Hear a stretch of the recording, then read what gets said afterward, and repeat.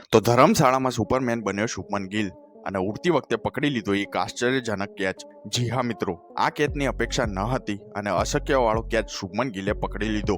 ત્યાર પછી ભારતીય ટીમે જશ્ન મનાવ્યું, કેમ કે ભારતીય ટીમ પણ આ વિકેટ માટે બેતાબીથી તડપી રહી હતી.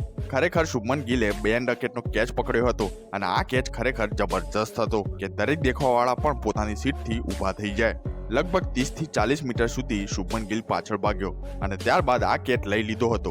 આ સિરીઝમાં સરફરાજ ખાને પણ એક આવો કેચ પકડ્યો હતો, પણ તે આગળ દોડતા જઈને પકડ્યો હતો. પણ હવે શુભમન ગિલનો આ કેચ હેડલાઇન્સમાં છે. બેન ડકેટે સિક્સર મારવાનો પ્રયાસ કરી રહ્યા હતા અને ત્યાં બેન ડકેટના બેટના કિનારીએ અડીને બોલ હવામાં ઊંચો ગયો હતો. કવર પર ઊભા ગિલે પાછળ ભાગવાનું શરૂ કરી દીધું હતું. લગભગ 20 થી 30 મીટર હોઈ શકે કે પછી 40 મીટર પણ ભાગ્યા હોય. ત્યારબાદ ગિલે ઉડતી વખતે અને પાછા વળતી વખતે કેચ પકડી લીધો હતો.